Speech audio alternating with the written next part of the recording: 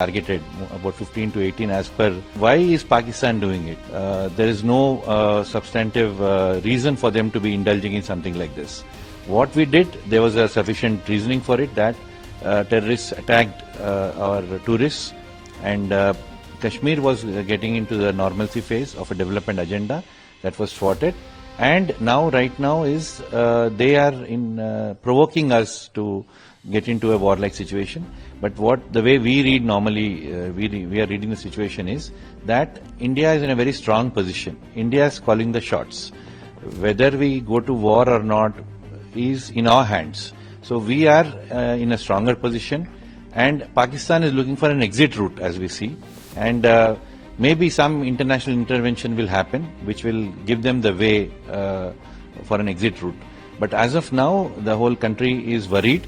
But still, we have a very stable political leadership, the Army, Navy, Air Force. I would only request the media to talk more about what we have been doing, our credibility, our forces, and it's been an integrated theatre of operation. On one hand, the Navy has created a blockade around the Karachi port, and typically artillery and missiles and drones have been active. There are rumors of aircrafts flying in, airstrikes happening, but I would always believe the official confirmation, and that way the communication has been very good from the army channels, and the nation is being given the correct information, and we seem to be in safe hands. That's what the feel of the country is now. But the sense of having suffered at the hands of terrorists is still there, but that has to be in the sense of not of an avenging or revenging kind of thing, but the point is that the nation feels we should respond. So that's what we have done now. So depending on how things happen, but right now all the advantages with India, and we should see how the thing shapes up in the next few days. From 1988 to 1995, and I worked in the Army Service Corps. Now to say about what is happening. Right, Bharat పాకిస్తాన్ల మధ్య ఉన్నటువంటి ఉద్రిక్త పరిస్థితులకు సంబంధించి మనతో మాట్లాడటానికి BJP నుంచి మిఠా పార్థసారథి గారు, అలాగే రామ్మోహన్ రావు గారు ఇద్దరు కూడా లైవ్లో అందుబాటులో ఉన్నారు. వారితో మాట్లాడే ముందు ఒక చిన్న బ్రేక్ తీసుకొని వారితో మాట్లాడదాం. Stay tune.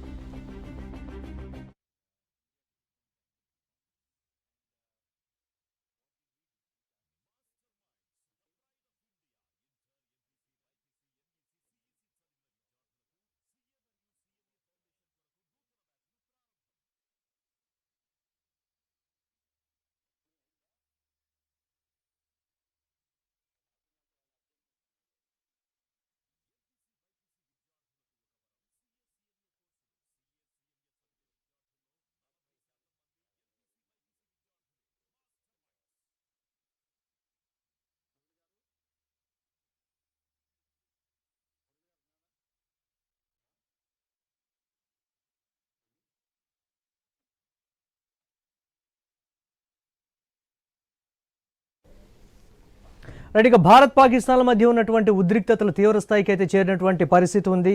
సరిహద్దు గ్రామాల్లో పరిస్థితి అయితే ఎప్పటికప్పుడు భద్రతా బలగాలు దీనికి సంబంధించి సమీక్షిస్తున్నటువంటి పరిస్థితి ఉంది. పాకిస్తాన్ అక్రమంగా చొరబాటుదారులను కూడా చొప్పించేటువంటి ప్రయత్నం చేస్తుంది. ఒకవైపు యుద్ధం జరుగుతూ ఉండగానే ఈ పరిణామాలన్నిటికి సంబంధించి మనతో మాట్లాడటానికి బీజేపీ నుంచి మిఠా పార్థసారథి గారు, అలాగే బండారు రామ్మోహన్ రావు గారు, అనలిస్ట్, ఇరువురు కూడా లైవ్లో సిద్ధంగా ఉన్నారు. ముందుగా పార్థసారథి గారితో మాట్లాడదాం.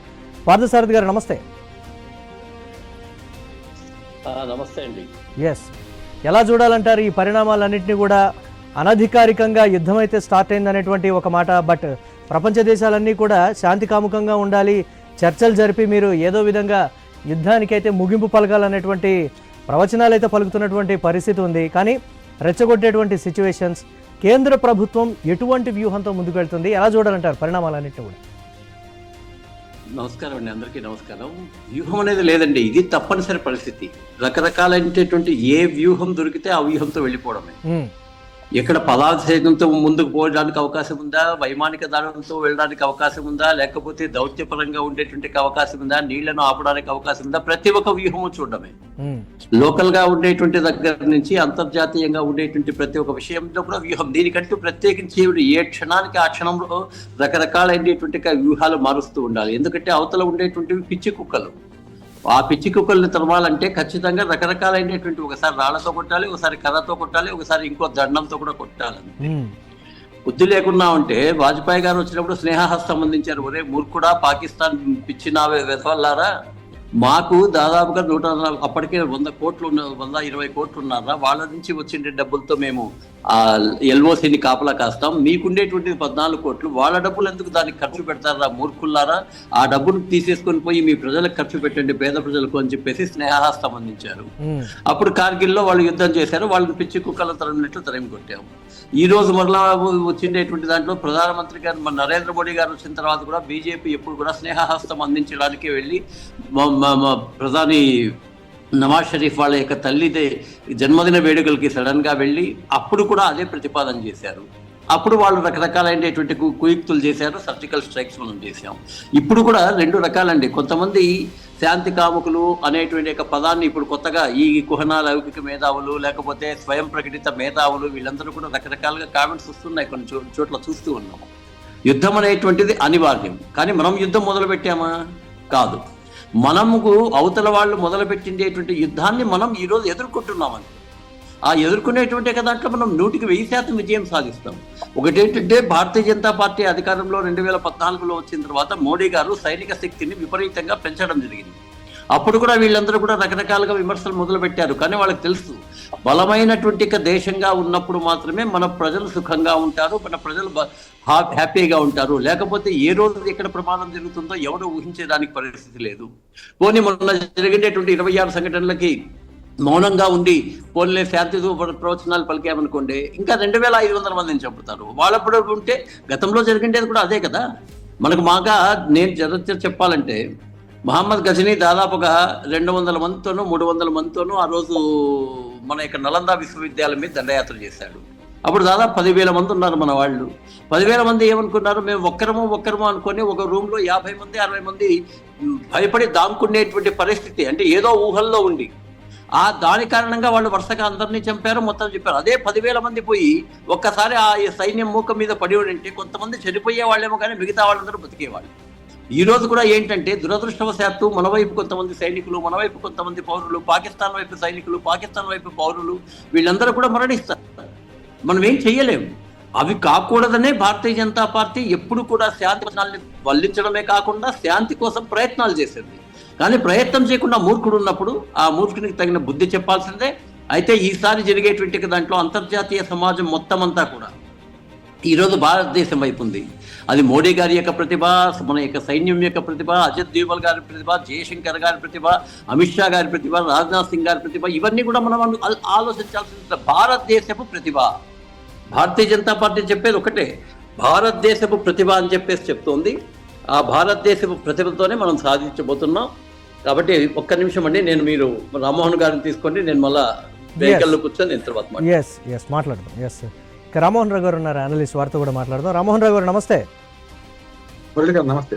జరుగుతున్నటువంటి పరిణామాలు, ప్రపంచ దేశాలు స్పందిస్తున్నటువంటి తీరు, అమెరికా ఏకంగా జరుగుతున్నటువంటి పరిణామాలని, భారత్ని ఇటువంటి పరిస్థితుల్లో ఎవరూ కూడా ఆపలేరు అనేటువంటి ఒక కీలకమైనటువంటి మాట ట్రంప్ కూడా అన్నటువంటి సిచ్యువేషన్. బట్ చైనా మాత్రం కూర్చొని మాట్లాడుకుంటే అంతా కూడా సెట్ అయిపోతుంది, మీరు యుద్ధాన్ని అయితే ఆపితే బాగుంటుంది అనేటువంటి ఒక శాంతి ప్రవచనాలు అయితే పలుకుతున్నటువంటి సిచ్యువేషన్. ఏంటి, ఎలా చూడాలంటారు? అగ్రదేశాలన్నీ కూడా ఉన్నటువంటి పరిస్థితి ఎలా చూడాలంటారు పరిణామాలు మొత్తాన్ని? మీకు పార్సారథి గారికి అట్లాగే ఐన్యూస్ ప్రేక్షకులకు నమస్కారం. చైనా ఇప్పుడు ప్రవచనాలు చెప్తుంది, కానీ అసలు చైనా బలం చూసుకునే కదా పాకిస్తాన్ ముందు చెప్పింది. అవును, రాత్రి 1:30 దాకా మాట్లాడుకున్నాను. నేనేమంటున్నాను, మీరు అడిగిన ప్రశ్నకి ఇవాళ ఏదైతే మన చైనా మద్దతు చూసుకొని, చైనా అండ చూసుకొని పాకిస్తాన్ కళ్యాణికి కాలు దొరుకుతుంది. దీన్ని వాళ్ళు ఆయుధ సంపత్తి ఇవ్వము, మేము దాన్ని మద్దతు చేయము, ఇద్దరు సమానమే, మా కానీ చైనా స్టేట్మెంట్ ఇవ్వము అంటే యుద్ధం ఆగిపోకపోతే అడగండి. అంటే ఏమవుతుంది, వాళ్ళు గతంలో రాముని అండ చూసుకుని సుగ్రీవుడిగా వాళ్ళ మీద చెప్పినట్టు వాళ్ళు వీళ్ళు ఏం చేస్తున్నారంటే అది పాజిటివ్ నేను చెప్పేది. కానీ నెగిటివ్ ఏంటంటే చైనా అండ చూసుకొని కాకుండా చైనా కొన్ని ప్రయోజనాలు ఉన్నాయి, ఆర్థిక రాజకీయ ప్రయోజనాలు ఉన్నాయి వాళ్ళకి. ముఖ్యంగా ఏంటంటే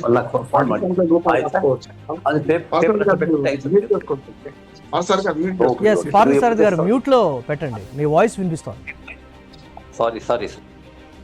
ఇక్కడ ఏమవుతుందంటే చైనా అండ ఇవ్వడానికి జియో పాలిటిక్స్ కారణం. మురళి గారు. మనకు నిన్న మాట్లాడుకోలేకపోయినాం. జియో పాలిటిక్స్ అనే కారణం. జియో పాలిటిక్స్ ఏముందంటే ఆ భౌగోళిక స్వరూపాన్ని బట్టి అక్కడ ఆ ప్లేస్ ని బట్టి వాళ్ళకి అవసరం ఉన్నదాన్ని ఈ రాజకీయ పార్టీలు కానీ లేకపోతే మన దేశాలు వాడుకుంటాయి. ఉదాహరణకు ఆఫ్ఘనిస్తాన్ కేంద్రం చేసుకొని చైనా మీద దెబ్బ కొట్టొచ్చని అమెరికా, ఆఫ్ఘనిస్తాన్ ఆధారం చేసుకొని మొత్తం ఇరాన్, ఇరాక్ వాటి వీటి మీద దెబ్బ కొట్టొచ్చు కొన్ని అని చెప్పి రష్యా, ఇవి గతంలో 30 ఏళ్ళు, చెరో 30 ఏళ్ళు, 60 ఏళ్ళు వాళ్ళు కాలం వెలువరించారు, ఆఫ్ఘనిస్తాన్ బయటపడ్డారు. ఇప్పుడు ఏంటంటే పాకిస్తాన్ ఒక జియో పాలిటిక్స్ లో చైనాకు చాలా అవసరం. వాళ్ళకి కారంకోర్ రహదారి వాళ్ళ ద్వారా, బెలూచిస్తాన్ ద్వారా, లేకుంటే పక్కన ఉంటే మనకు కరాచీ రేవు దాకా పోవడానికి కొంచెం ఆఫ్ఘనిస్తాన్ తగ్గుతుంది, కానీ మన పైనుంచి ఆక్రమిత కాశ్మీర్ దాకా రావాలని వాళ్ళ కోరిక. ఆక్రమిత కాశ్మీర్ కనుక భారతదేశం వశం అయితే చైనాకు ఇటు దారులు మోసుకపోతాయి. కనుక చైనా ఇవాళ ఇటువంటి వచనాలు పలుకుతుందే, మరి సూక్తి ముక్తి వాళ్ళు పలుకుతుందే, మరి వాళ్ళే మాకేం సంబంధం లేదు, వారికి ఇద్దరం సమానమే అని ఒక మాట అనియండి. ఈ అసలు ఉగ్రవాది దాన్ని ఖండించిందా? సన్నాయి నొక్కింది. ఇప్పటికీ ఏమంటే చైనా కనుక మారితే మనకు పాకిస్తాన్ ఉగ్రవాద దేశంగా మనకు ఉండదు. ఉగ్రవాద దేశం, ప్రపంచానికే ఉగ్రవాద దేశంగా తయారైన చైనా మన పాకిస్తాన్ ఆపాలంటే చైనా మద్దతు మొదలు మానుకోవాలి, నెంబర్ 1. అట్లాగే రెండోది అంటే నపుంసక పాత్ర వహిస్తూ ఓ రకంగా చెప్పాలంటే ఇటు కాకుండా అటు కాకుండా చేస్తూ గోడ మీద పిల్లలా ఉన్న అమెరికా మారాలి. అమెరికా మొన్నటిదాకా మనకు ఒబామా బిల్ లాంటి ఎక్కడ దొరికిండు? పాకిస్తాన్లే కదా దుర్మార్గుడు. అటువంటి అప్పుడు వాళ్ళు ఉగ్రవాదానికి బలైన దేశం అమెరికా, ట్విన్ టవర్స్ కూలగొట్టుకున్న దేశం. అటువంటిది కూడా మొన్నటిదాకా పాకిస్తాన్ మద్దతు ఇచ్చింది. ఆఫ్ఘనిస్తాన్ లో చేతులు కాల్చుకున్న తర్వాత మాత్రమే ఇవాళ పాకిస్తాన్ విశ్వరూపం తెలిసింది అని జో బైడెన్ అన్నాడు. దాని వాటికి రాశాను. నేనేమంటున్నానంటే మొదటి గారు ఇప్పుడు పాకిస్తాన్ కు మద్దతు ఇస్తున్న దేశాలు ఏవైతే ప్రత్యక్షంగా చైనా కనపడుతుంది, పరోక్షంగా ఇద్దరు సమానమే, భారత్ సమానమే, భారత్ పాకిస్తాన్ సమానమే, మీరు చూసుకోండి, మీ యుద్ధంలో పాల్పంచుకొని ఇవాళ మనకు జో బాన్స్ ఎవరైతే ఉపాధ్యక్షుడు ఉన్నాడో, అమెరికా ఉపాధ్యక్షుడు ఇవాళ మాట్లాడుతున్నాడు. అంటే ఏమన్నట్టు వీళ్ళు ఆయన దేశంలో, మన దేశంలో పర్యటిస్తున్నప్పుడు దాడి జరిగింది, విషయం తెలుసు కదా తను. అంటే వాళ్ళు ఏం చేస్తున్నారంటే ఇంకా నాటకం ఆడుతున్నారు. ఇప్పటికి కూడా నేను ఏమంటున్నానంటే మనం మంచి చెట్టు డిఫెన్స్ లో పోతున్నాం, ఆఫీస్ లో పోతలేదు. ఎప్పుడు కూడా ఆత్మరక్షణ తప్పు కాదు, మనం ఎదుటివాడిని చంపడం తప్పు, కానీ వాడే వచ్చి చంపడానికి వస్తున్నప్పుడు మనం చంపడం తప్పు కాదు కదా.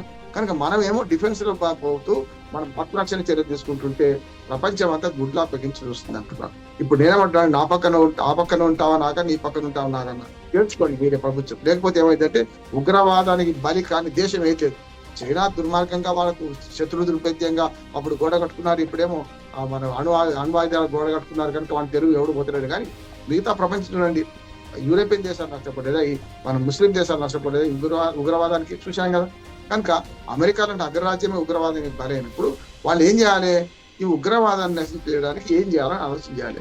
ఇవాళ పాకిస్తాన్ ఒక ఉగ్రవాద దేశం అని ప్రకటించండి, ఎలా నుంచి వాళ్ళు కాలబేరం రాకుంటే అడగండి. కానీ మేము ప్రకటించాము, మీ సమస్య చూసుకోండి, కాశ్మీర్ సమస్య ఇట్లా ఉండాలి, ఈ రావణ కష్టం తగులుతూనే ఉండాలి, ఈ ఓకే భారత్కి ఇచ్చేయండి, మీ తెరువు ఇంకోటి రాడు, మీ తెరువు మీకు రాకుండా ఉంటుందని చెప్పాలి. కానీ ఇప్పుడు ఏమవుతుందంటే వాళ్ళ దగ్గరనే మూడు ఉద్యమాలు జరుగుతున్నాయి. బెలూచిస్తాన్ ఉద్యమం ఒకవైపు, అటు పైకి ఆఫ్ఘనిస్తాన్ వాళ్ళు ఒకవైపు, ఇటు పోయి ఓకే వాళ్ళేమో భారత్ కలుస్తామని ఒకవైపు, చివరికి పంజాబ్ సింధ్ ప్రాంతం రైతులు కానీ ఇతరత్ర ప్రభావిత వర్గాలు కానీ ఈ యుద్ధం ఎవరు తెచ్చిండ్రా, ఎందుకు తెచ్చిండ్రా మీరు అని చెప్పి వారు వీధుల్లో పోరాటం చేస్తున్నారు. వీధుల్లో ఇవాళ రావల్పేటలో నిన్న, ఇవాళ లాహోర్లో ఇవాళ జరుగుతుంది, ఉద్యమాలు జరుగుతున్నాయి. ఈ యుద్ధం మా మీద రుద్దపడ్డది, యుద్ధాన్ని రుద్దకండి అని చెప్పి. అసలు వాడు ఎప్పుడు తప్పించుకొని పోతున్నాడు. ప్రధానమంత్రి ఎక్కడ నుండి తెలియదు, రాష్ట్రపతి అధ్యక్షుడు ఎక్కడ నుండి తెలియదు, దాంతో పాటు అక్కడ మన సైన్యాధ్యక్షుడు ఎక్కడ ఉన్నాడో తెలియదు, స్టేట్మెంట్స్ ఇస్తున్నాడు.